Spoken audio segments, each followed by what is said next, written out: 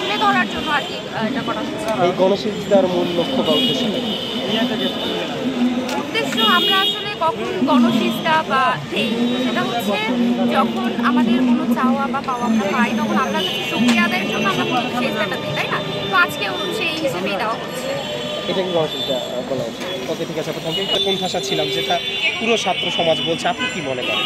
সবাই তাদের নিজেদের মতামত প্রকাশ করতে পারতো না, কোনো স্বাধীনতা ছিল না। আমরা একটা সে যে অন্যায় করতেছে যে আমরা সেটা বলবো, সেটা আমরা বলতে পারতেছিলাম না কোনোভাবেই। আমাদেরকে কোনো না কোনোভাবেই সে ভয়ভীতি দেখায় রাখতো যাতে আমরা কিছু না বলি। তো এখন আমরা গিয়ে স্বাধীন হয়ে গেছি, তো আমরা আমাদের নিজেদের মতামত দিতে পারি। আর ভবিষ্যতে যদি এমন হয় যে পরবর্তী কোনো সরকার এসে আমাদেরকে কোণঠাসা করার চেষ্টা করে, আমাদের কণ্ঠ রোধ করার চেষ্টা করে, সেক্ষেত্রে ছাত্র সমাজের ভূমিকা কি থাকতে পারে বলে আপনি মনে করেন? সেক্ষেত্রে ছাত্র সমাজ আবার নামবে, আবার বিপ্লব করার চেষ্টা করবে। কি বলবো, এই প্রক্রিয়ায় অব্যাহত থাকবে। জি জি।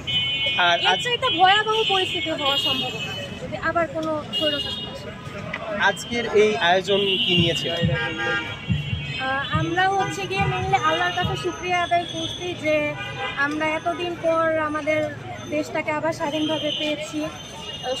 স্বৈরাচারী সরকার আমাদের মধ্যে থেকে চলে গিয়েছে, তো এই জন্য আর কি শুকরিয়া আদায় করার জন্য এই গণশিক্ষা। Thank you. ধন্যবাদ আপনাদেরকে।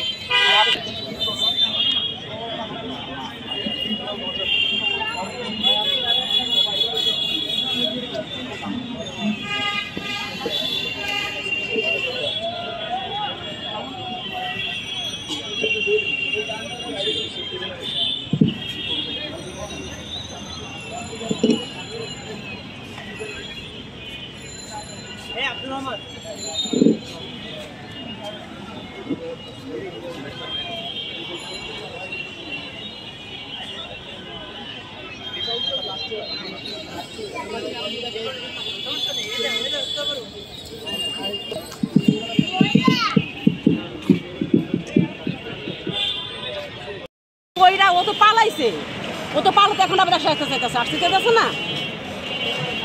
ওর তো একটা বিচার চাই, ওর ফাঁসি, ওর দেশে আসার সাথে সাথে যেন ওর ফাঁসি হয়, এই বিচারই আমরা চাই। মা হিসেবে এখন কি চাওয়া যারা শহীদ হয়েছেন, যারা আহত হয়েছেন?